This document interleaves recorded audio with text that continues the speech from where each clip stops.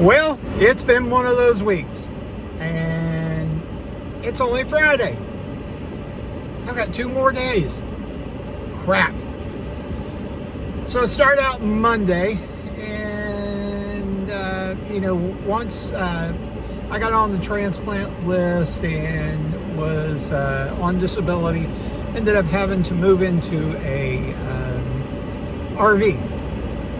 So I'm out cleaning the black tanks this week, and I noticed that as I'm putting water back in to continue to clean it out, to flush it, I noticed that there's water running down my railing. No clue what's going on. So I check it out, and apparently my black tank has some kind of leak from when the winter. During the winter, it got cold enough. Apparently, even in South Carolina, it got cold enough to freeze. So then I go inside after get all that done, and I look in the corner, and over by where my leak was, I've got that mess in the floor of my slide out. So there's something that it's got to be fixed at some point, because that coming inside's not going to be good for my health. So I just kind of shrug that off and do the best I can with it, clean up in that areas and stuff, and ended up having to throw some pictures away that were there in the corner, and just kind of go on with my week. And then I go in and I have my doctor's appointment midweek, and I'm on my way up to Charleston. And of course, I told you earlier in the week that I had the little episode where I was on my way up and had to stop at the convenience store for an emergency quick stop, get in there, hadn't even sat down, and blow everything out of proportion. And then I don't have any toilet paper in the stall. I'm starting to groan. The gentleman beside me, he doesn't have any either. But my difference is, I know my butt cheeks are in the air. And so he calls his fiance, gets her to get an employee to bring toilet paper. It takes forever.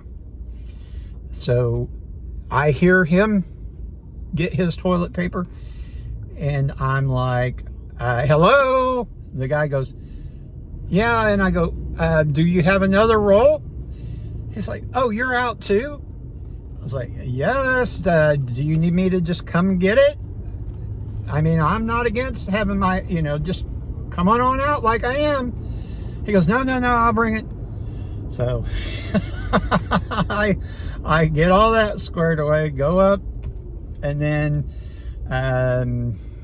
my doctor's appointment, of course, I do have ascites that is still in my system after the 16 months of transplant. I do have a something on my blood work that's been rising. It tends to lead towards bile duct restriction or something. So the doctors at some point will have to figure all that out. And so I'm just taking all this in. I get up this morning. I know I have to go get medication. And so they put me on Everlumis, which is okay.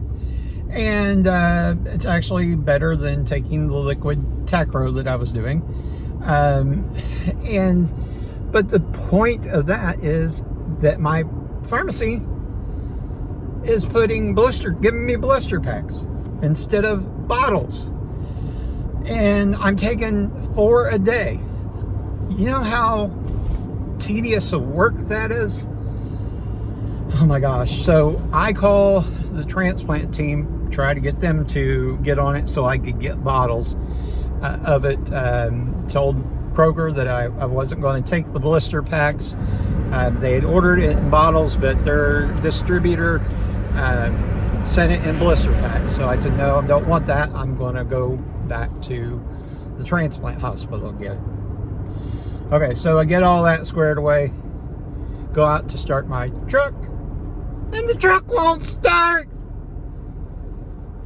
So I'm thinking dead battery, because every once in a while the battery just wanted to reboot while I'm driving. So I'm thinking, oh no, got a dead battery again. You know, I've killed it somehow in 6 months. It was a brand new battery 6 months ago. Somebody comes over to help me in case I have to take it to get it taken into where I got it. And we get under the hood and we start wiggling the wires. It starts. It was just a wire that had come loose. I'm telling you, folks, it's been a week. I mean, a week. So how's yours? Remember, we got to keep a cool head about all this. And I thank God every day that He has brought me through this, and He has given me the patience, because before transplant, multiple times I would have come unglued, and I'd have said dirty birds. I would have. I know it. Guys, you know, in everything that's gone wrong this week, there has been one thing that has consistently gone right, and that is that God has spared me and has allowed me to wake up 100% of the days this week. And for that, I am truly thankful. Guys, please like, subscribe, share, be kind to one another out there. It's rough out there. And being a warrior, I know we feel alone a lot, and that's not a place to be in life. Make sure you surround yourself with those people that love you. And please join here in our community, because you know, you'll be surrounded by all those that have been through that journey before.